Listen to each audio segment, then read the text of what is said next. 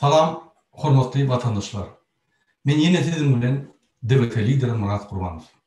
Men şu gepleşigimde siziň bilen esasanam şu bir günlükde ýa-ki bir biziň toparymyz çykyş etdi, biziň vatandaşlarymyz. Men şu ýerde çöllik Frozgeldiň meselesi galdyryldy. Şo boýunça gurulma berjek bolýan we siziň käbir soragyňyza jogap berdim gelýär. Siziň soragyňyz boýunça men ýürüýte bir 3-4 video yapan tebe köp soralar toplandy, hiç ýetişip bolmady. Men gepleşigim başlamakam öňürti size bir duýdurjak bolýan. Şol 2 güniň içinde, birinji gün, ikinji gün men Ýewropanyň OBSE-niň ýa-ki general sekretary bilen açyk gidişmeli boldum. Şu Türkmenistanyň meselesi boýunça. Men şolary düşündirdim. Ýa-ki Türkmenistanyň OBSE-niň näme diýänini, OON-nyň näme diýänini, şolar Türkmenistanda diktatoryň tüýüdüğüne tant edýänleri, şolar biziň vatandaşlarymyza kabul edip kömek etmelilerine geçen diktatoryň çärelerine gatnap şo ýerde öz bähid norýanlygy, başga da köp zatlary ýene 13 tane soraw berdim. Şu sorawa maňa jogap bermesem men ýa-ki Ýewropanyň jurnalistleri, Ýewrodeputatlary bilen gürleşip şu meselelerini ortağa koyalım. Sebebi meniň hakym bozulýar diýip şunu ýa-ki hat ýazyp bular bilen 2 günden bäri gidişip durdum. Şoň üçin käbir sorawlara hiç wagtym bolmady. Ne çykyşat ne jogap bermeli. Indi ýene bir biz Rozgerli çöllik meselesine geçelim. Birinji bilen biz şoň ýagdaýyny düşünmeli. Şoň ýagdaýy näme? Şoň ýagdaýy men şu boýunça pravozachitlikler bilen gürleşdim. Ýa-ki Muhammed Döýüji bilen gürleşdim. Ýene de bir sana adamlar bilen gürleşip şoň habaryny aldım. Şoň ýagdaýy şoňky günde ol ýa-ki neytral zona diýip her aeroportda bir zona bar. Ýa-ki her şirketleriň arasynda neytral zona bar. Ýa-ki iki döwletleriň arasynda sen bir döwletin bereki döwlete geçende käbir şol 10 metr bolýar, käbir 1 kilometr bolýar, käbir ýa-ki ýürüýte aeroportda belinen bir zona bolýar. Şulardan biziň vatandaşymyz roza geldi. Şo neytral zonada. Haçanla ine meni Türkmenistanyň iý berýär diýenine biziň vatandaşymyz roza geldi düşüneni öz ýagdaýyny. Onu Türkmenistany hiç kim iý görüp bilmeýär. Näçe? Международный, ýa-ki halka, bütün dünya halkara kanunlar var. Şoň kanunun esasında haçanda sen neytral zonada bolsaň, seni ýa-ki bir döwlete baranda dine iýdina, ýa-ki gelen döwletine deport edip bilýär. Egerde seni 3-nji döwlete deport etmek üçin islese şo döwlet, onunla seni neytral zonadan çıkarıp içine salıp Russiýanyň içine salıp içinde de deportasyon lageri goýup wagtlança şo ýerde sana advokat meselesini çözüp sana muhtar advokat berip hökümetiň tarapyndan ýa-da öz advokatyny tutýarmyň, sana taýýarlanmagyna bir minimum 15-30 gün berip ondan soň ýa-ki kadetde şol iş teridilýär. Şol iş teridilenden soň netije çykarylýar, karar çykarylýar. Kadetin karary.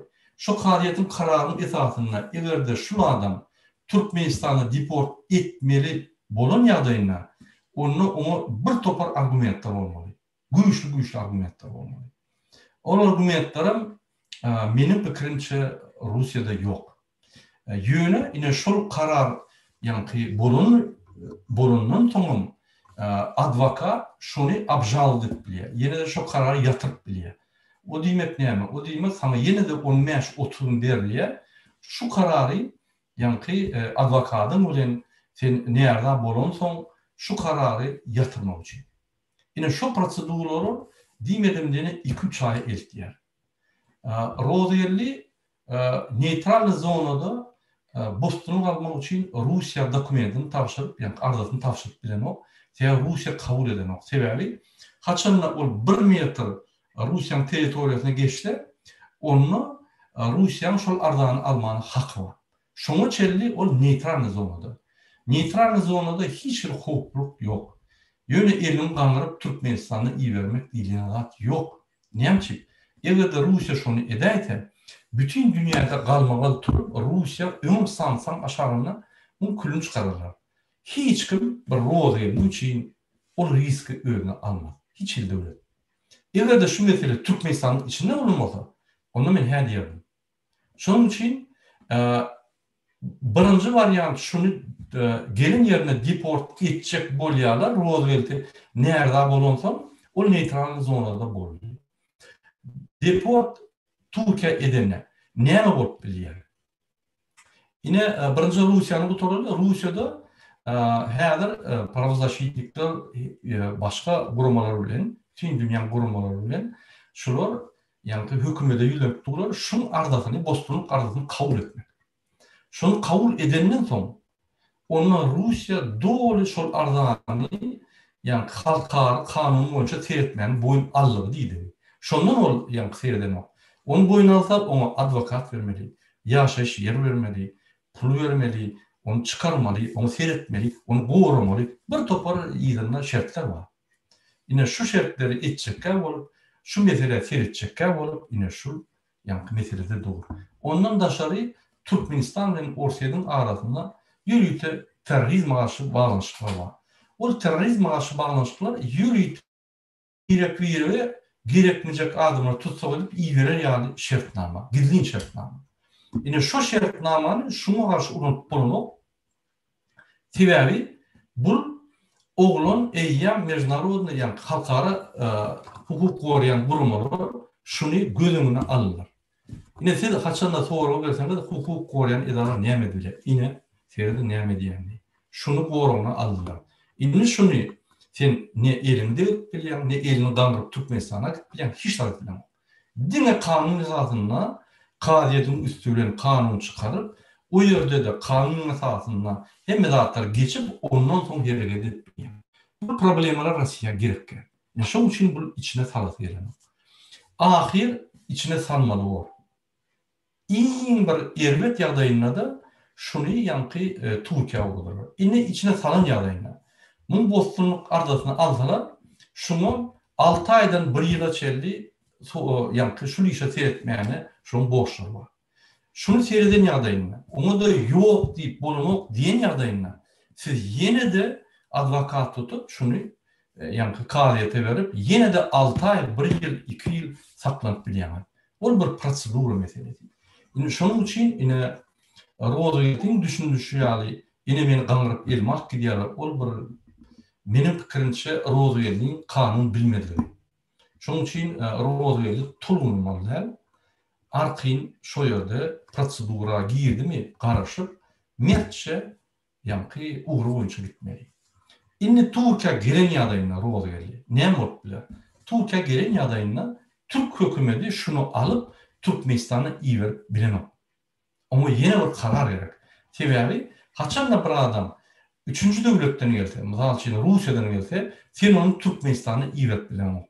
Ýöne sen şol adama diýiberersiň, ine eger de sen başga döwlete, islendik döwlete gidesiň gelse, onu ýanky aýdyberersiň. Men şu döwlete gitjek, men şoň ugradym diýsen, onu bu Türkiýe döwleti ugradyp biler. Şonuň üçin men pikirimçe Roosevelt'iň meselesi şu günlükçe intek. Hiç bir belli zat ýok. Ertirem bolmaz, bir günüm bolmaz. 1 ay, 2 ay, 3 ay iş. 1 ay, 2 ay, 3 aylyk iş. Şonuň üçin bir tulgunmalar biziň barymy Roosevelt'ini gollamaly. Her kim näme gollarsa gollar, döwlete de gollar. Indi şu meselede ýene de gaýdyp geleli Türkiýe. Türkiýedäki Türkmen pasorsany şunu alıp Türkmenistana iýerjek bolsa, onu Türkiýe muny alıp deportasyon lagerine geçirmeli. Şu Dur Sultanyň bolan lagerine. O ýerde deportasyon lagerde ýanky proseduralar başlaýar. O ýerde advokat tutup, şu proseduralaryny näçe 6 ay, 7 ay saklap bolýar. Şondan soň haçanla deportasyon lager suwutlara geçip, yani karar çıkaran soň, onu abjalawasynyň wagty geçen soň, onu yani şu netije gelse, onu Türkmenistanyň Türkmenistan'a deport etme mümkün. Yöne indi men gazetlere köp gatnaşdymda itlendi işi 10 yıllap 20 yıllap çekip bolýar. Inanmady. Şu iş olmasa, şu iş boyunca bir gatlarının bir iş açyan, eyyem şu proseduru yine de bir ay ödeyem. 2 ay ödeyem minimum. Şeydip şu oğlanı saklap bolýar. Diýmedim diýenle, şeydip şu saklayan yançam hemme yani adam hukugun koruyan gurumları açıp daha edip şu oğlanı yani çıkarıp bolýar. Şonuň üçin mesele bir üýt köşüp bir çılşymly mesele. Men bir diýjek zadym, rozy gelýär, ýa-ni maňa bir topar zatda diýdi. Hemme zatlaryň. Egerde men çynny aýtsam, rozy geldi, bostununy atdymy. Şonuň üçin şu meseleň jogabyny rozy geldi çykan soň, hemme zat düzülen soň, biz şoňa hemmemiz kömek eden soň, eger islese men halkyň öňünde düşünürüm, ýöne hormaty açar. Ine şu mesele şeýle bilen boldy. Indi Roosevelt men näme maslahat berýän? Roosevelt inim aljyrama. Sen azajyk aljyrýan. Biz şu ýola düşdük, şu ýolda biz düşünmeli. Bizi türmäge atarlar, basyp bilýärler. Hakykatdan bizi atyp bilýärler. Bizi urup bilýärler. Bizi ýenjip bilýärler. Bizi etler nadym et bilýärler. Indi men köp satdan geçdim. Kembede oturdum, uruldum, stolun üstüne kemden yoluş çıkıp bana yankı ugrajadım etti, böktüm, nimettim, hem de diyordum. Şonu da şu dövülmedim, şu tecrübem geçip, inni o zatlardan geçen son senin hiç zattan korkamak Allah'dan mesela. Şunun için tolgunmak gerekken, seyredin Dur Sultanı. Roğdu geldi, manifestasiya edip tutulmadı, yani pasporttan önüne çıkıp manifestasiyada tutulmadı, lozunglu yabadat etmedi. Bari eden adı bir küçük çıkış etti boldu. O bir ulu bir betbahtçılık diye. Feridun Dur Sultanı. Edir pasporttan önüne çıkıp plakatla durup, o yerde ablağı olup, bunu şu yerden alıp gidip, bunu saklar, yine şunu çıkardık. Demek Roosevelt'in işi oraya kıyna. Eger biz kıyım meseleden çıkaran bolsak, ýöne bir bellek geçmeli adımız, ine Dur Sultan, şu yerde ne ejilledi, mertçe durdu, ne şu yerden bir zatlar aýtdy, mertçe durdu. Ine şoň üçin rol geldi, näil kıyın ýagdaýa düşdüňi, özüňi inim mert sakla. Arkamda hat durundur. Seni gorap durlar. Men köp zatdan habarly. Gepleşiklerden hemme zatdan. Şoň üçin merdirek bol, hiç zady nemetme. Oturan yerinde, ağır ýerdeýde bir bolmajak zatlar görülmek gatyançlyk. Ine menden maslahat. Indi biz başga meselelere geçelim. Men bir zady bellek geçesim gelýär. Benim vatandaşlarım görmüyor. Opozisiya ve opozisiya. Opozisiya demek bir zada karşılık. Ine veredim. Opozisiya hakiki, haramda hakiki bir kanun sayılan diktatör Berdimuhamedova karşı görüşüyor. Yine opozisiya var, şu görüşenlere karşı görüşüyor. Men düşünem ok, ne yapıp şu zatlar emele geliyor. Ya bizim barimiz görüşmeli, düşmanımız bir diktatör Berdimuhamedov, men 100% diýilen hemme maşgala derdi, hemme halkın doğumlanlaşlarını derdi. Näçe bizim bir düşmanımıza karşı biz görüşümüz, barimiz. Näçe biz hereketimiz gırak diýer. Men şonu düşünemem. Şoň üçin biz hiç bir provokasiya debete goşulma. Başında birinji men yani interwýumda aýdan ýaly, birinji çykyşymda biz haramdan, bokurdağından şu Türkmen alava ýaly allypmy? Ya ölür, ya yıkar. Biz bunu koyuyoruz.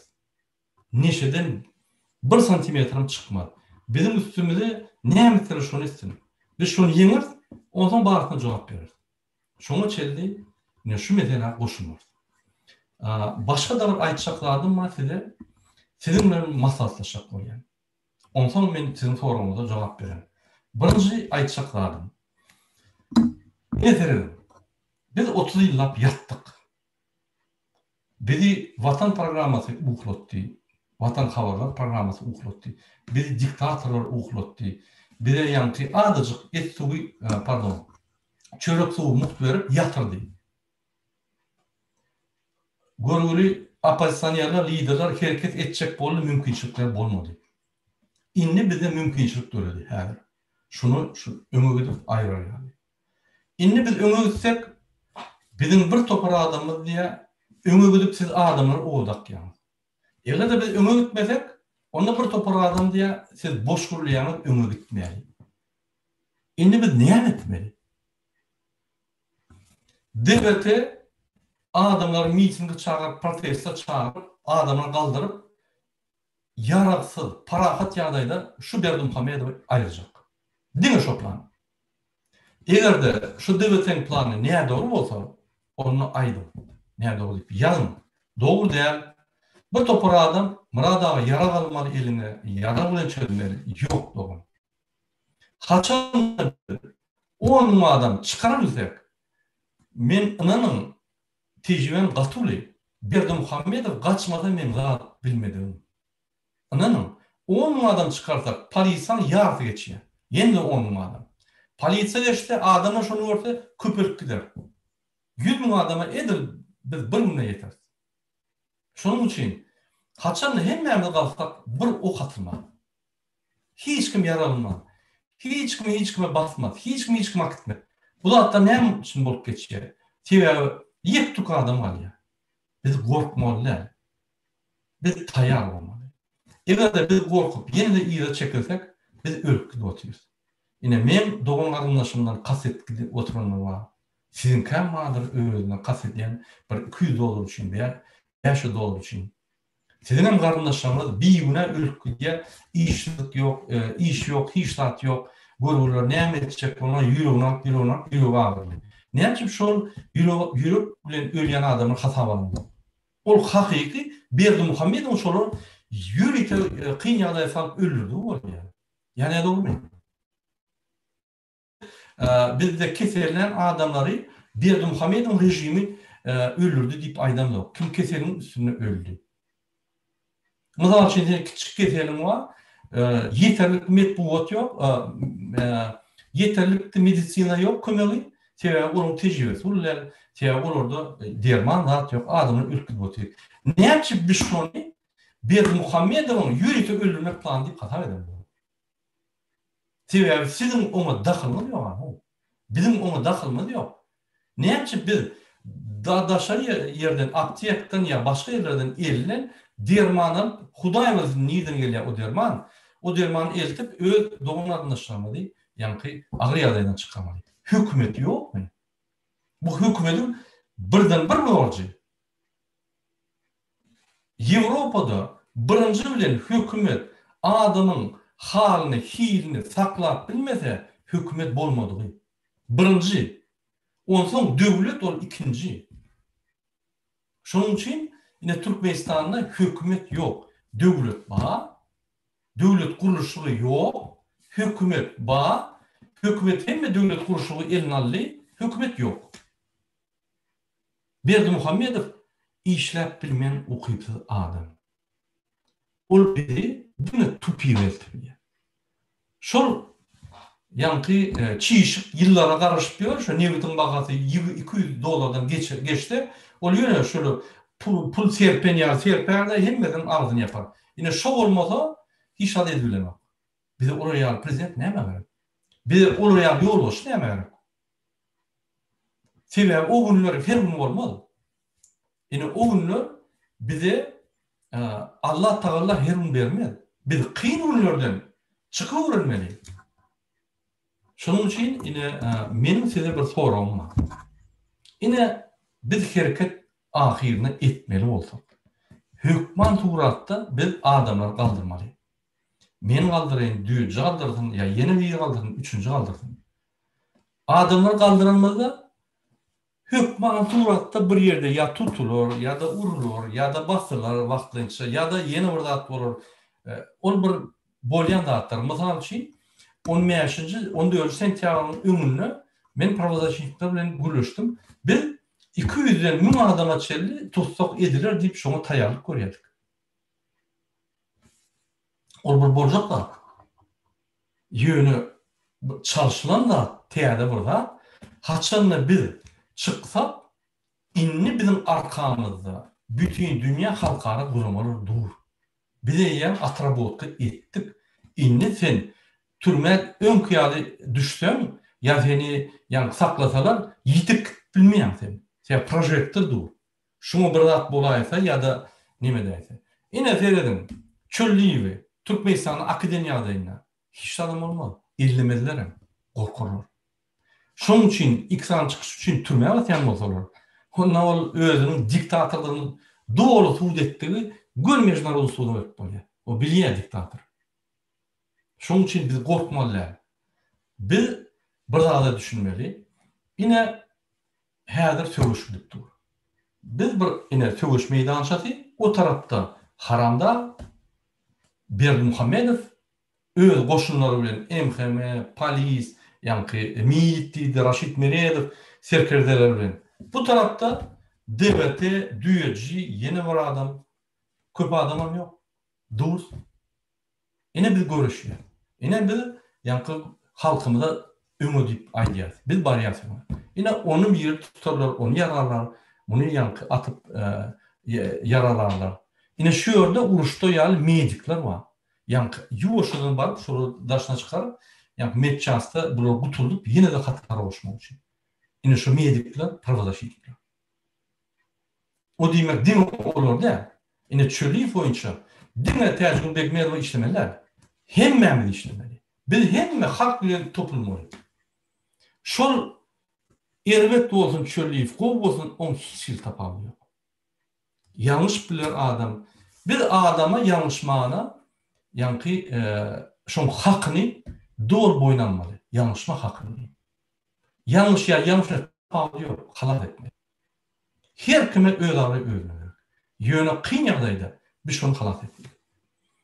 Ine şu ýaly şu iki tarapy bilen işläp, pravazachnik politikler bilen, ýa-ni toporlar bilen işläp, biz protest, manifestasiýa geçirip gollap, bularyň hemme ýerde jar edip, hemme ýerde aýdyp, kanun bozulýanyny suwd edip, şol çykyş edenler bizim şoň suwdlaryny alyp, bütün liderler ýazyp, hat ýazyp, ýa-ni durman bulary batyş etsek, ine onu bizim hiç kimleri saklap bilmezler. Ine şu ýaly biz size taktik öýdürýär. Kalmaly, gitmeli, howa tutulur, howa yapylar, mümkin atarlar. Olum dogry. Hemme dat bolýar. Menim Türkmenistana barsam atarlar. Howa men näme indi barmaýyn. Risk hemme de ýerde bar. Şoň üçin ine çölliği ýa şu ýaly ýaş olanlara maslahat. Şu politika ya da opozisiya ýolu gaty kyn ýol. Şu ýola çykanmazda gaty howply ýol. Bir ýerde sizin bilimiňiz gerek. Bir ýerde sizin fizik ukyplygyňyz gerek. Bir ýerde sizin düşünjeňiz gerek. Bir ýerde sizin ruhuňyz, mertligiňiz, çirpeňiňiz, ýa-ni kyn ýagdaýdan özüňi ajramaň çykmaňyz gerek. Bu gaty agyr iş. Hiç kime berisi ýok. Çölliği ni düýejiň, ni men ya beýlekiň hiç kili berisi ýok. Men düýejiň ýölemok, men bir zat abişat edemok. Yani söz veren adamı yerine getirdim. Şunun için bir orta çıkanmada ona pul vermem, hiç kime vermeliler. Pul için çıkyan o zaman boğuz çıkma. Men şunu çölliği aytdım. Pul için çıkyan o zaman çıkmam, öyle oturum. Sebebi siz bizim hareketimizi zayılarsınız. Yine şu $500 oyuncu. Yeni bir gerek bizim halkımıza düşünülüyor. $500 Murat Gurbanow öz jüsünden beren ok. Devlete öz fondundan beren ok. $500 kime verilýär? Bizim şol programamızda ýazylýar.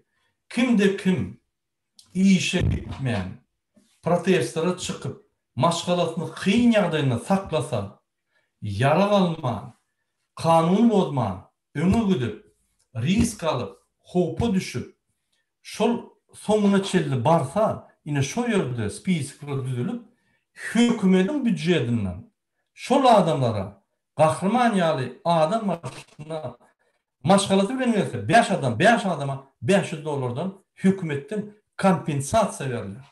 Onu ýen men 100-nji gerek düşünür yani. Ine bizim düşünmeyen adamlarımı da bu düşünür yani. Käbir opozisiýaň ýolbaşçylary da düşünür. Yeni bir gerek düşünýän.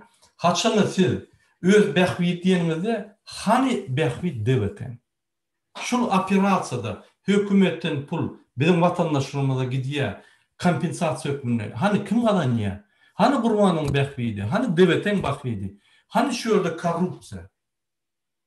Günlük Türkmenistan'a $75 milyon gelýär. Günlük Türkmenistan'a. Yine günlük oldu mu? Güne yaştı mı? Yine şu aralykda $75 milyon gelýär. Bizim büdjetimizde. Şon 45 milyonu uğurlanýar. Yine haçanla 50 milyon adam galan ýagdaýynda bizim Türkmenistanyň büdjetinden şol azap edip 30 ýyllap galmayan adamlara derek galıp, özüni risk alıp, maşgalatyny aç susuz goýup çıkan adamlara kompensasiýa hükümden hökümetten pul ofisiýalna birinci verdikt ýa-ni wagtlaryň hökümetin birinci verdiktinden şonu bersek, onu niýede korrupsiýa? Men düşünemem.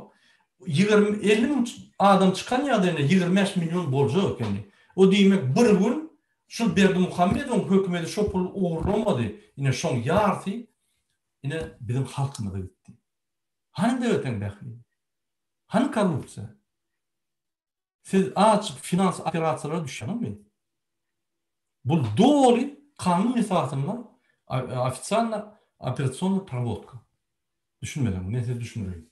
Yine şun politik çözgüdü var ve ýerinde finansy çözgüdü var. Yine şol pullar bizim halkymyzyň ýa-ni büdjetinden bizim halkymyza berilýär. Ne lider opozisiýa ýa bir beýlikler ýok. Dine şol manifestasiýa gatnaşan adamlar. Şoň üçin ýene bir düşündürdüm. Ýoldaş Çölliýew siz düşünýärsiňiz şu mesele. Şoň üçin men $500 beren diýip hiç kime abişat etmedim.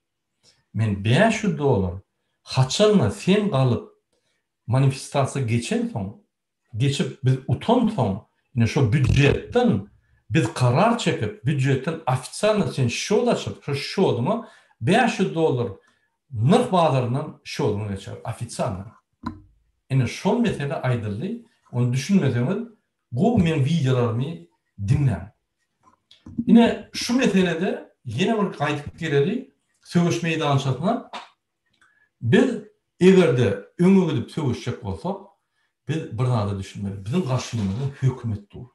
Bir kanun döredilin, ýa-ni bir kanun ýagdaýda dolandyrylýan hökümet. Hökümet ol kanuny ýöne şonu dolandyrýan adam bir kanun ýagdaýda. Şonuň üçin ine şu meselede biz düşünmeli, bizim garşymyzda gaty erlet, gaty ullakan hökümet, onuň ýolbaşçysy milliarder, onuň ýolbaşçysy bir kanun saýlanan haramzada, kezzap, hiç şartdan gaýdanok. Ine meni öldürmeli diýip, ýa-ni görkezmesi var, ýürüýse gizliň görkezmesi var, emkeme. Şunu aýlanyp ýör. Öldürse öldürür. Ünleme meni enatam meýdanyny tapmady. Menem tapıp, menem doğup, ýa-ni terbiýe berip, menem köp zady öwrendim. Menem özümi gorap bilýär. Şoň üçin her kim hem özüni goramaly, hem iççik zady öz borjuna, öz boýnuna almaly. Öňünden, goşuljak zadyna. Şoň üçin goşulan soň, ay ine o beýle diýdi, bu beýle hiç kim hiç zat diýmedi. Sen kirlen ýerine bolmaly. Şoň üçin beýleke ýa-ni töhmet atmak haram zat. Ine şu meselede şeýle. Şoň üçin mende size bir haýyşym bar. Inni siz maňa jogap berin. Biz näme görüşmeli? Imsin oturup ýa-ni zoom edip görüşmelimi ýa-da biz hereket edip görüşmelimi? Eger şu meselede hereket edip görüşmeli diýseniz, onu biz hereket edilmede o normal bizi tutarlar, bizi basarlar. Bizi EFL projesini çıkarırlar. O bir prosedura. Biz geçmeli. Seyredin Kazakistan'ı. Men yürüyte ümit verdim. 30 aya çıktı manifestasyada 30'dan tutuldu. Hani şolu dıyır ya mi? Hani beni sen iyi verdin. Hani sen lider. Hani yok öyle. Şolu metmedin. Anladın? Bir video çekti ya şöyle ya. 7 gedek meni yankı MHM işlerler uğurladı. Kazakistan'ınki 30 gedek yankı men basırlım. Yankı vaxtlayınca taklanırlım. Yönü men durmalım. İne mertli. İne şlor utor. Sebebi ümünden durur tayar. Biz yine çıkar mırada adamlar diyemedik. Bir çıkarıp koyduk onu öldüm ben. Yürüte test ettik. Bir tayar der. Bir tayar olsak bir düğüm çıkarırdık. Anladın sen? Şuna gelmedik. Şunun için yine size soru. Yine devlete lider Murat Kurbanov size soru veriyor. Biz ne hareket etmeli? Daşın nakılar ne hareket etmeli? İçin nakılar. Bir de lider olarak yine lider olsa iyine düşür. Yarın vurun. Lider ama yerde de var lider. Yarın vurun. Lider çıktı atval yalan. Sonra durursun onu. Hemen atıp turarsın. Bizim kellemizde her kim lider olmalı. Biz her kim bir ulu adam olmalı. Yöne birinin arkasına yankı durmalı. Yok. Öne çıkıp biyle kemazar koymalı. Şondan biz tutar. Şondan biz güç hak var. O her kim yankı topor olup onun liderini atıp alsalar durur. Mal yani. Şonun için videoları seyredin. Ervet kov sayla mı vurun? Görü mü vurun şu zatları? Düşün mü vurun? Sizin biliminiz herdir gerek. Sizin okuyumuz gerek. Sizin fizik yardımınız gerek. Sizin tecrübeniz gerek. Sizin kolunuz gerek. Sizin ağzı veriniz gerek. Ne şunu tutar. Haçanla halk tayar olsa ve dil olurlar. Birinci şun kubunu iş videolar paylaşın. Kimi videosunu paylaşın tapamı yok. İkinci iş bizim işimiz ağzı ver olmalı. Birini tanıma öğrenmeli, gülüşü öğrenmeli, yazıyı düşündürme öğrenmeli. İçinde yaklı için ben ayttım. Noğutta duruyanlar, komşu köçedeki, gattallaki adamın yanına bak gülüşün. Aydım, iştiniz mi? Şuna zat bolup geçiyor. Adamın kalacak kolya. Biz ne etmeli? Ne fikir ediyorlar? Bizim devletin kuruluşu ne eli? Bizim devletin ötüşü ne eli? Bizim devletimiz niye var ya? Bu hükümet ne ediyor? Bizim ağır yardımın çözütleri ne eli? Açık bir yankı cemiyet kuruluşunu giyirim. Cemiyetin daşında durmam. Şunun için bir cemiyet ne açık güçlönse o cemiyetin önüne durulacak zat yoktur. Berdi Muhammedov olmayarlar, reformlarım çat geçer, adamı üzüp gider. Dine bir adamın yankı iyiden sezip oturmaz. Eğer de biz lider deyip karşı otursak onu biz tiyare diktatör karşıyız. Anladın?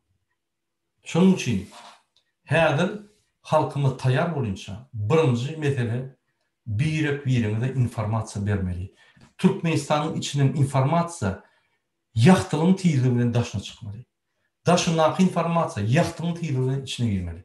Ne şu mesele. Haçanlar biz şu meseleyi çözülsek biz gaty çalkalar. Indi men sizin soruňyza jogap bereyim. Ýanky başlamakam Mar vilayatyň vatandaşlaryna yol öten Mary etrap, vekil vadar etrap, gargum etrap. Men sizin havalarınızı eşittim, yürüte videodan erteye çıkar nezip bolsa hemme zady jikmejik düşünürüm. İnternet boýunça köp soralar berýär. İnternet boýunça biz beýerde Ýewropada gatyl galdyk şu meseleni. Biz basyş ederiz Türkmenistany. Ýöne Türkmenistanyň ukyplygy pes. İnternet kurulmak boýunça, internet ýa-ni bermek boýunça bular hemme öz buralaryny Afganistana etdiler. Şoňa internet berip şoladan pul almak üçin. Siz ortalar diýen неплатежеспособный klient, siz töle bilmeýän klient. Şoň üçin size bunuň berýän berýän sebebi men öňkü videolarymda seyretseniz iki kurs ýürüýte sizi şiir, hartaýdan, maddatydan has pes eder yani. Ol näçe o gullaryň aýlyklary. Ýürüýte sen şo pulu ne internet alyp bilýän, ne bir eşik alıp bilýän, ne bir kompýuter alıp bilýän, ne bir printer, ne bir dünýä bilen ýa habarlaşyp bilýän. Ine şonuň üçin şu aýlyklar galmasa siz interneti türäbilmezsiniz. Ona bul Berdimuhammedow galdyryp bilme sebäbi bizim ykdysady meselemizde, bizim ykdysady agyr meselem çözgütlerini bilen ol. Gelecekde men şoňa düşündirip başlarym. Nesip bolsa, şondan bir käbir zatlary ogurlap Türkmenistany açyk ösdüremese başyň çykalasy ýok. Indi sizin beren soragyňyza gelýin.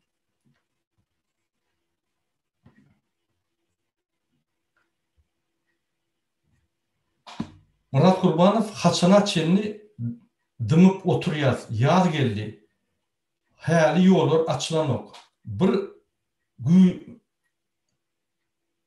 şoň çözüm ýokmy? Çözüm bar.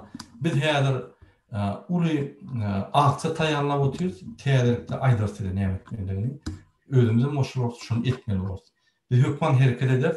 Biz maýdan aňyry geçmeliler. Maýdan aňyry geçsek näme bolýar? Serdim. Aprelin 25-ni geçsek Ramazan başlaýar. Ramazan aýy başlaýar. Ine maýyň ahyry. Maýyň ahyryndan yssylyk başlaýar. Yssyda sen adamny köçe çykyp gör. Mejbur bolup çykar bolýan ýöne bir uly üstünlik bolmaz. Şoň üçin biz ýanky aprelin 25-nji meseleleri çözmeli. Kaplan ýagwar ýa siz ilki bilen hemmäňiz bir krugly stola edimler, daşar ýurt hereketleri gurulmalary.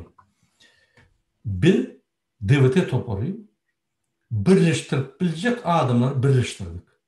Indi şundan beter, şu birleşilmeýär. Birleşip bolmajak zada wagt ýitirip hereketleri durulmak ne dogry? Biz kimi birleştirdik?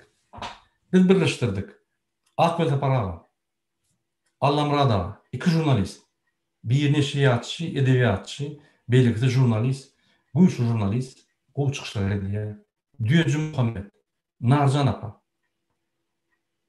Ine şular esasy işleýän adamlar. Esasy görüşýän adamlar biz birleşdirdik. Galanlary birleşdirmek üçin birinjiden sen mysal üçin bir adamla birleşik bolan ol bir durnukly adam bolmaly. Ine men mysal getireyim. Azat Hayitbayew. O ýerde çykyş edýär, beýerde çykyş edýär, aňyrda çykyş edýär. Ýaş oglum, geljek gatyly öňünde. Men şoňdan köp işledim, şunu bir ösdüreyim, ýani öňe urulaýyn. Erteki gün şu ýaşlar bizim ýerimizi ak gitmeli. Meclisde, ýani hökümet kuruluşunda, döwlet kuruluşunda ýaşlar taýýarlar. Gynansak da hereketler durmuksyz. Pikir edişi durmuksyz. Aljyriýa. Çağda gelip yine döwlet bitüwlügini bozak boldy. Ýani Lewap vilayatyny aýyrmaly, bir aýry boljak zat ahyry gerekkä, eýle gerekkä, beýle gerekkä. DVT döwlet bitüwlügi üçin janyny bermeli bolsa berer. Döwlet bitüwlügi bolmaly. Ine şo sebäpli men şonu chatdan kowdum. Facebook'tan kowdum, hem ýerden kowdum. Onu düşünürjek boldum. Eýdip, beýdip bolmady. Onuň üçin şu adamlar ýalňyşdyrmadan diýip şonu bizim hereketimizi bir gyra akıtmasın diýip ýanky aýyrdım. Sebäbi seredim. Bizim hereketimiz gidenine şunu MHM işgärleri ýanky Jadan Hram bular pikir etmän bizi razrabotkada alınmak diýip ally. Bular bizim hereketimizi bir gyra aýyrjak bolýar. Näme gyra? Ýanky ine bular lewa aýrýarlar, aýyrjak bolýarlar. Döwletiň bitüwlügini ýanky hawos etjek bolýarlar. Ine bular grajdan uruşturjak bolýar. Ine bular terrorist ýa-da ýara alyp üstüme geljek bolýar. Ine bular ýanky millet parazlygy etjek bolýar. Ýok, biz hereketlerimiz artsy gitmeli. Kimde kim hereketimizi bir gyra aýyrjak bolsa, ol adamy düşünüp bolsa düşünürmeli, düşünüp bolmasa gyra aýyrmaly. Sebäbi başga ýol ýok. Onun başka yolu yok. Gynansak da. Ine men başka hereketlere üns berýän ýanky Kazakstanyň töweşlerine, görüşlerine, şol näme görüşýär? Russiýanyň görüşleri, Belarusiýanyň görüşleri. Biz inni başlaýar görüşmede. Biz inni ýanky tutsaglar başlaýar. Ýanky wagtlaýynça ýa deportasyon lagerdemi ya beýleki ýerlerdemi Dur Sultan Çöliýew birinji iki sany adam ben tek aljyrak tutup bilemdi o näme etmeli. Ýöne olary serdim, olaryň näme tejribesi bar. Men gaty olanýan ortada seredende ýanky 15 sutka beýerler, şo ýerde horluk görüp çykdy, gönü miting kılýar. Gönü miting. Doğumlarına şundan öğrenim. Vatançı. Men oraya bolum diyemok. Yine şu fırsatda görüşmeli. Sebep şu fırsatta bizim düşmanımız. Biz oraya fırsatta bolman görüştük, biz utuluruz. Iyeti birini saklasalar, ay men düýüjü urotdy. Men Murat Gurbanov urotdy. Ine ol aýtdy men galdım. Men aýdanma galýan bolsam galma. Size vatan gerekler, size Murat Gurbanov gerek. Men maşgalama gerek. Men vatanma gerek, söwüş bolanyny ine ýerim alan ýaly. Başga da men taň gerek, sen öz şun üçin, danyn üçin, sen öz kelleň bar, öz pikiriň bar, öz ýoluň bar, öz ykbalyň bar. Menden maslahat sorasam, ine çöliýip soran bolsa men onu düşünürüm. Soramady, men bilemem edýän işni, men näme jogap berýän. Şoňaly her kim özüçe pikir etmeli. Kim eger pikirleri bilen ýanky hiç durmuş bilmede jaň edin liderlere düşündürür biz size. Kanun ýagdaýda näme bolýar? Şu näme etsem näme bolýar? Ine şu bir gelin jaň edýär aglap. Ine Türkmenistanyň prezidenti görkezme beripdir. Kimin en atasy bolmasa çağırlaryny almaly. Näme etmeli? Murat aga men diňe sizi görýän men näme etmeli? Men şoňa maslahat berdim. Ne şu misaly goňmasa size maslahat berýän. Türkmenistan hökümetiň sotsial gulluklarynyň haky bar. Sizin öňüňize gelip, egerde çağan şerti düzülüden bolsa, en atasy bolmasa, şo çağany hökümet sadygyna, ýa-ni hökümet dedom diýilende, çağa bagyna akitmäne haky bar. Gynansak da, ol kanun orsetde de, Gazakstanda da, Türkmenistanda da bar. Ýewropada da bar. Ýöne mektepde garaşyp, gizlenip, ýanky gizliň neme geýip tutup alyp oraya ýazdy ýok. Kanun esasında näme bolmaly? Kanun esasında sotsial ýa gulluklar kesitlemeli kim şol? Şoň öňe barmaly. Öňünden aýtmaly, plan biz gelýär, birinji duruşmaly. Şo ýerde şo maşgala, ýanky en atasy bolýarmy ýa-da ýanky enesi bolýar, atasy bolýar, babuşka diýeşki diýär. Şolar garaşýar ýa-da dogany, kime şo çağa goýulan bolsa, şo garaşýar. Gelip jogap berýär. Ine şertler şeýle şu çağanyň naharyny wagtyny ýa, ine şu ýagdaý şeýle şu ýerde ýatýar, hemme ýanky ýaşaý şertlerini düşündirýär. Şoň iými şertlerini görkezýär. Şoň finans ýagdaýyny görkezýär, men ukyýum bar şunu saklamak üçin. Şonu suud etmeli. Egerde şo gelen komissiýa şunu görüp görýärse, howa hemme şertler düzük diýse, onda şu iş ýap bilýär. Egerde şunu görüp, en atasy ýok, babuşka diýeşkasy ýanky öýüň bilen ok, bu çağırar muzyka ýanky pamoýlaryň içinde gözläp ýörler. Ine şonuň üçin bular ýygnamaly, pamoýda gözlenip ýanky virus alyp ölüp galarlar, köçüler. Ine şonuň üçin şolar ýygnar diýse, gaty dogry, olaryň haky bar. Gaty dogry aksa şol. Tebe häzir çağalar pamoýlaryň içinde gelip iýmit görýärler, bilýärmi? Bunun hükümet tarafından şu reaksiyası katı doğru. Ýöne onun ediş ne doğru? Bunun ediş ne bolmaly? Öňüňize gelýär, tasdikleýär. Size hat goýýar. Şu mesele boýunça ine sizi bizimkä çağırýar. Siz barýan sosial gullugyna çağıran. Şo ýerde size düşünürýär. Şu kanun bolýar, şu kanun bolýar, şu kanun esasında, şu kanun esasında biz sizi suda berýärsiz. Şo suda berýär, suda şu mesele seredilýär. O diýmek ýene bir 30 gün wagt berilýär, sen şu dokumentlaryna en asasynda jaň edip, ol gelip ýetişer ýaly. Şular gelýär suda. Suda en atasy bolmasa sud geçýär. O ýerde qadiýetiň ýolbaşçy, ýanky çözüt berýär. Näme etmeli? Sen tarapyndan sen advokat tutmaly bolýan, özüň bolmasam advokat tutup, sen yankı isteklerini düşündürse, yani sen bu aşırının haklarını düşündürüp bilye, başka tarafından hem sosyal kulluk. Yine şöyle iksani, yani karşılık esasında kadiyetçi ya, kadiyetin yolu işliyor. Men şu kararı geldim. Yine şu karar çağrı almalı değilse elinizden. Yine şundan sonra sizde yine de 15 gününüz var. Ya 21 gününüz var. Kanununuz yetmeli. Yine şunun esasında 15 gün siz abjalını edip ertesi ya 5 günden yine şu mesele teyardan yukarı instansiyada verilmeli. Eğer de itiraf bolsa onu şehrinkide, vilayetinkide. Vilayet bolsa onu respublikasında. Size 3 gedek seyretmenin hakkınız var. Bir gedek sudun kararı itiraf bolsa. Onda ikinci gedek vilayetinkide. Ondan hem çözgüt bolmasa üçüncü gedek yeni bir gedek 30 günden soň ýa-ni ýokurky suda seyretmeli. Eger de siz vilayetde birinci gedek geçtiniz, onda sizin dine bir sany mümkinçiliginiz var. Ýokurky suda. Yine şu yani kanun. Biz kanunları bilmeli. Näme edip bolýar? Alanın iň erwet ýagdaý. Siz adamyňyz ölli, özüňiz Türkiýede işläp dursaňyz, bir ýyl we gaýdylaňyz bar. Ondan daşary ýollarym ýapyk. Näme etmeli? Birinji advokat tutmaly. Türkmenistanda. Onu haýyş etmeli, garnaşlaryna barın şu adwokatyň ýanyna. Adwokat da haýyş etmeli. Şu meselede sen bize näme kömek bilýän? Biz nähil çağrımy gorap bilýäs. Olaýlar şunu etmeli. Yerine ýetirin. Şo ýerden ýani daverens na popečительство diýip ýani bir daverens berdirse, onu konsulstan üstüne tasdiklap Türkmenistanyň çözgüt ýapyldy. Çözgüt boldy.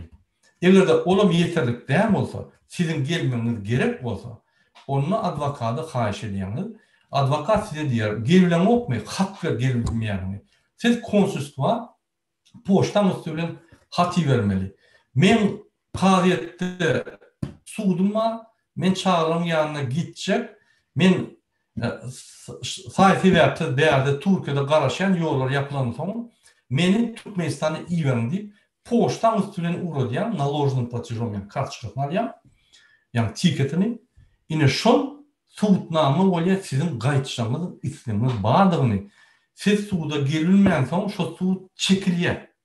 Başga bir möhürde geçirilýär. Sebäbi sizin уважительный причинаňyz bar. Sizin ýa-ni hakykatdan bir bahanaňyz bar. O bahana size baglandy. Ine şolar jogap berse, ýa şolun haty bolsa 30-njy maýetçil ýollar ýapyp diýse, şoň kopiýasyny adwokaty berin, şo boljak.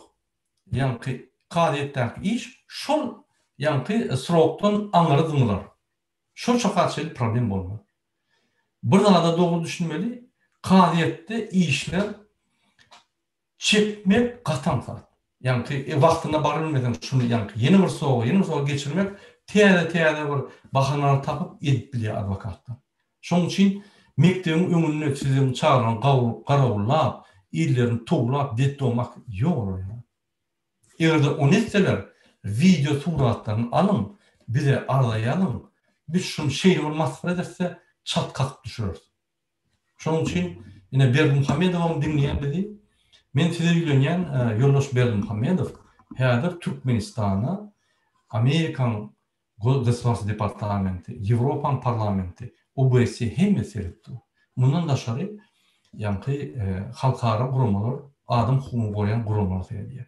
Eger de siz öz hakyna görüşen adamy, kanun bolmayan adamy saklap bir zat etseňiz, siz bütün dünýä kadiyetiniň önünde jogap berersiňiz. Indi sizin soruňyza men jogap berdim. Murat Ильич, Либавский, Ташавский вилаят сильно притесняют из-за нашего диалекта, из-за того, что многие из нас узбеки. Смерть Сулеймана тоже на этой почве. Также 27 апреля мы остались без помощи. Поймите правильно, вот ташаусы и ливапцы притесняют не только вас. Вас и раньше притесняли, сейчас хуже притесняют. Притесняют в Ахале тоже, поверьте. Göktepe притесняет людей. В Бава-Раме притесняют, откуда президент, тоже людей. У меня есть информация, родственник Бердымухамедова открыто говорит, меня не путайте с ним, я вот со своей семьей пухаража işlep yaşatıyor. Men hiç haramlıkla boşlamam, beni koşmam. Вот такие молодцы есть. Даже родственники Бердмухамедова. У них тоже есть несправедливость. Притесняют всех.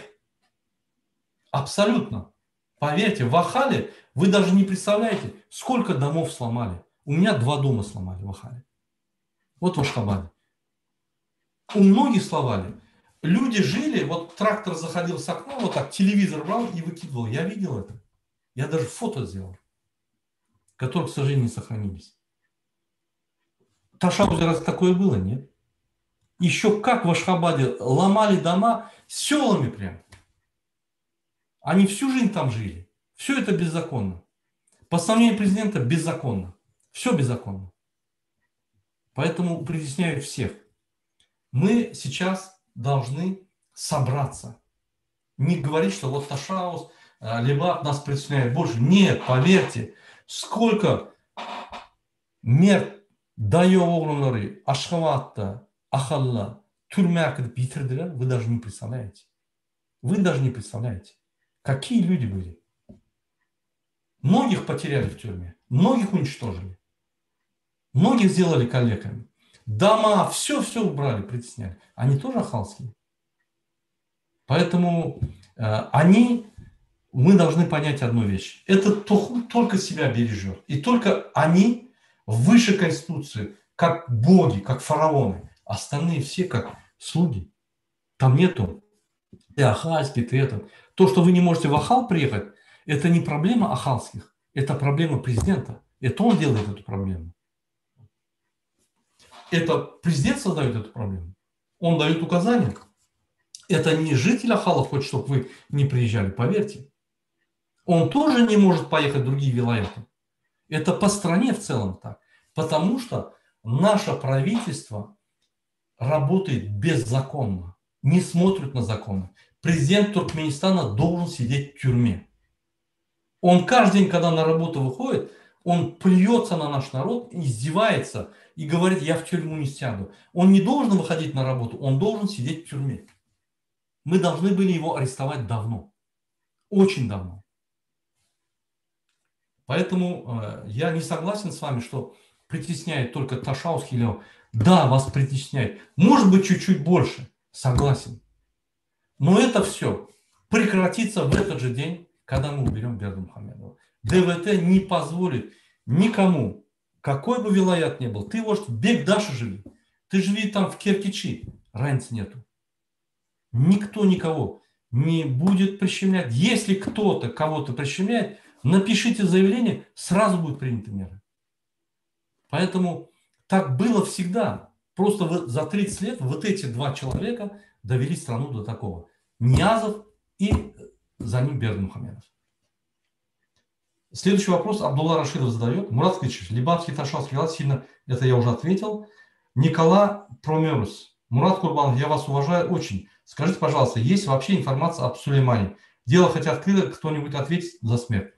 Дело Сулеймана, я вам скажу, если мы будем молчать, закроют. Сейчас готовится материал на французском языке. Здесь уже французы в шоке от этого. Я думаю, резонанс будет очень большой. Мощный резонанс будет. Мы Сулеймана дело не отпустим.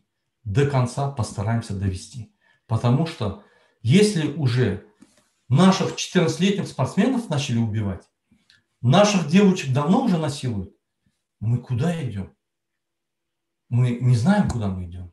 Поэтому мы будем бороться. Сейчас материал готовится. Я вот несколько дней работал над этим. Сейчас вот французы работают. Будет мощный материал. Этот материал покажет всему миру, кто такой Бердымухамедов. Поэтому сегодня ситуация по Сулейману. Есть в полиции один следователь, который ведет это дело. Он не двигается. Он не допросил родителей. Родители сегодня МХМ окружила, не разрешает всем проходить, боится, чтобы там не организовалось протестное сопротивление. Вот, контролирует вопрос, но они не трогают семью. Это уже хорошо, потому что если тронут, скандал будет мировой. Вот такая ситуация. Поэтому, чтобы это дело довести до конца, Бердымухамедов должен наказать родственников своего сына Сердара Бердымухамедова. То есть, чтобы он наказал, он же их считает как фараона выше общества. Поэтому мы должны поднять мировое сообщество. По-другому не получится. Türkmen devleti Muradağa Armanda işler bilen Muradağa size bir sorum var. Näme üçün Berdimuhamedov BMJ ağza bolan yurtların raýatlaryna viza meseleleri yatırdı. Şu hakda pikirini näýeli? Berdimuhamedov vizalara näme iş yatırdı? Birinji bilen bütün dünya bu özüni legitim etmeli. Ine men prezident meni Türkmen halkına görkezmeli, bütün dünya meni yankı hormatlıya. Ine şular aşıladı 140 yıl yığınlığına gelirler. Ine şular gelenler yani hiç il prosedura geçmeyen günü geçip yani çimadanını alıp düşüp geçip şurada hoş geldiniz diyer yani ine şular geçip yankı bayramçılık çerlerin içinde gelip tant edip arkasına haletini yüklep üyüne kaydar yani. Bu da ne yapıp ediliyor? Bu değil, buna küçücük vziyatka değil yani. O himmetine vermedi. Dine onu işleyen adamların kimde onun pasportu varsa olur katilse 100 adam. Yine şolar. O ya Amerikan devletine ya Avrupa devletine adamlarına ya diplomatlara verilmiyor. Diplomatlara verilen hemmeler çoğuya da tuğra atalım. Şun kimliğini bütün dünyaya yaratıyor. Kork ya. Bu ne yapacak devlet yapıyor? Jurnalist giremeden deyip Hudayının metalog ya. Ya bir jurnalist girip jurnalist şu beyan etmekte, şu suutnamalı beyan etmekte profesyonel adam. Seydin adamlar kim? Ne beyan ediyor? Öktü, dile çeper, yankı mun beyan edişi beyliklerin kıyarlar. Yine o jurnalistleriyle bu şunun çürüğü. Şurada içine girerde yağ çıkıyor. İnformasyonlu yankı bizde burlun stena yağ çıkıyor. Şunun korkuyor. Diplomatik pasportun üstüne bir jurnalist giremedin. Bana köp adam yıllarında jurnalistler, Fransa, Avrupa jurnalistleri içine ne yiyip borka biz şu diktatör boyunca yak material öz gözümüz bilen görüp alacak bolyat deyip. Men ona bir topar maslahat verdim. Şunun için bu korkuyor. Şunun için bu yak saylanan adamlarını Nemçip ertir oğuna baranlar bunu büküp yani arkasına halini üyüne koyup büküp el çaparyalı bu ziyatkı değil. Şunun için o yerde Türkmen halkının bekmeydi ya Türkmen halkına kömök ya da hiç zat yok. Kezzap da o Berdimuhamedov dine öz kultunu, legitimizini görkezecek olur. Şol adama gelenler o iksan yalançı Cemal Taparova yani yallaklar çıkarıp aydım ayttırıp ağladıp yak ellerine oşadıp yine şuraya meni halk goğur deyip bunu düşündürüp bizim ayyan zatlarımızı yalana çıkaracak olup etçe bir iş o. İnni Hocam Atabayev orada ne için pastavit ettiğini sen ve Kakmırat. Orada diyeni Roğlu Kuli, Çarı Kuliyev. Men onunla 4 kere kuruluştum. 4 kere kuruluşunda dini pul soruyordu. Ben de onu atkal ettim. Ben sonra düşündürdüm. Pul için çıkken o zaman çıkmam. Şundan sonra ben onunla ne görüştüm, ne haberleştim, ne medyayla haberim yok. Ben neyin onu pastavit ettim? Ben şundan gürleşmediğimi pastavit ol yani. Ya neyin pastavit? Ben şu soruyu düşünüm o. Şunun için ileride siz Goğuca yine şunu ettin, sen onu pastavit ettin diyemem. Onu ben size düşündüreyim. Yani ben bunu ediyen işlerini, neye mi diyenini, kim bilen ne mi diyenini bilemem. İşimim yok sever, o aktivist der. Devletin aktivisti der. Men onunla işim yok, onun menimle işim yok. Bir bana Türkmen atıp çıktı, ay yaş olun deyip zat demedim. Sebebi mümkün ölçü şeydi düşünüyor. Hakkı var. Şunun için bir gerek zat demedim. Yani çünkü şöyle 2 günden son diyen çıkışına yine yürütü cevap verdim herhalde. Bana Western'ından $1000 geli ve layıtadıklara $50. Girli velayetlardaklara $50. Bana Western'dan $1000 geldi. Velayetdaklara $50. Soruğu düşünmedim. Yollaşadım. Kaplan Jaguar näme etmeli devleti ilki bilen Türkiýede Türkmen halkyny baş bolsa öňe düşse şonu halkyň insany bolar. Bizim halkymyza çözgütleri, ýa-ni problemalaryň çözgütlerini berýär. Biz şol çözgütlerin içinde şol uğurlardan ya şol hereketlerden iň gowusyny berýär we şoňa goşulyp halkyma bilen çykýar. Ine bizim edýän işimiz. Türkiýede häzir karantiniň ýagdaýlary açyldygy biz aktiwna başlar. Häzir azajyk ýa-ni karantin bolan soň bizim adamlaryň köpüsi dokumentsiz bolan soň ýyzymyzda bizim elimleşlerimiz bizi ýa-ni barmak galdyryp gygyrýan soň ine şul ýa tutsa sen ne näme diýen soň biz azajyk sertapçykka hereket edýäs ýöne pikir etmeň biz durmalar ýerine ılgak gidersin. Kaplan Jaguar sizi ilki bilen hemmeňiz bir kuruklu stol oňa jogap berdim. Biz eýem birleşişlerimiz birleşmeli. Indi mundan beter birleşip bolmaýar. Sebebi başga adamlar bilen biz birleşsek biz pytrarys. Indi biz adekwatny kim durnukly pikir edýän adamlar bolsa biz birleşdik. Murat Burganov, haçana çelini dymyk oturýas, ýaz geldi, häli ýollar açlanok, bir gözümüz ýokmy? Biz inni kepteden gymylap başlanys, aktiwna, şoňa çelli ýa-ni aksylar taýýarlar. Türkmenistan habarlary Türkmenistan. Öňden üýüşüp barmaly aeroportdakylar derrew video çykararlarda Erdoğan'a habar bererler. Düşünýäňizmi? Mal bolmagy turunny. Gasy olmasalar bizim aeroportda barmaly, ikinji göçedaran öňüne barmaly. Biz wagtyny we saat aýdars, häzir matlasaşdyk. Hökman suratda ine Berdimuhammedow eşiterýärdi. Biz size ýolları açydyrys. Siz açmajak bolun, biz hem şonu açjak bolaly. Biz görkezek bütün dünýä sizin kimdiňiz. Egerde kanun bolman öýüňiz açsaňyz utduňyz bolýar. Egerde bilim ýa-ni biz size açtyrsak onu sizin dogry diňe şu meselelerde bütün meselelerde utduňyz bolýar. Şoň üçin özüňiz seredin. Biz ýygyny akçyly her gurupdyňyz, biz onu moşlak bileriz. Türkiýedanam diňe Tolka Çarjowskiler. Çarjow näme barsaýam alyp çykady, başy taýakda bolsaýam. Birinjiden Çarjowlary size köp taňary kazan çykýarmyda, dogrudan siz öňkü ýakda ýöne o diýmek beýlikler dym oturan olar bar. Ýöne onun açyk ýa-ni başgaça reýil diýär. Siz öňde dogrusy. Ýöne haçany lewat diýenizde dogry düşünün. Lewat diňe däne farap Çarjow feýdi derler.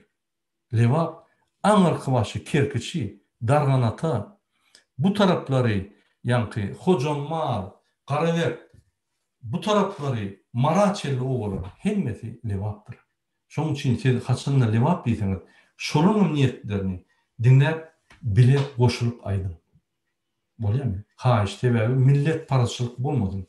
Biz gasylyat lewatlary, biz gasylyat ahallary, Balkanlary, marlar, daşowlar, biz beş bolan halk. Bizim tarihimiz ýa-ni köwresem lewatdan Balkana gelip öýüne, dostlaryň öýüne oturup gidenler var, garnaş bolup gidenler var. Balkandan lewaba daşowlar. Daşowlar Balkan bilen öň aragatnaş hat ýakyndy. Ya ahal lewat bilen, ya ahal ýa-ni Türkmen maşy bilen.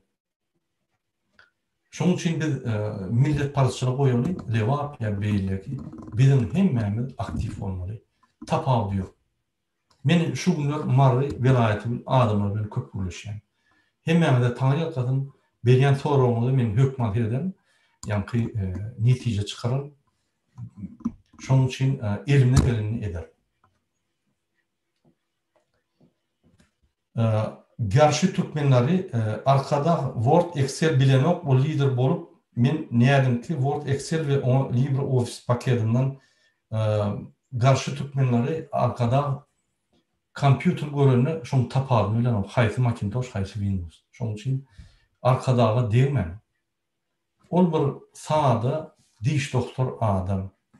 Şol ilkinç ýagdaýda ondan soraman prezident goýdular. Inni aýdym başgalary bilmän soň aljyrap ýör.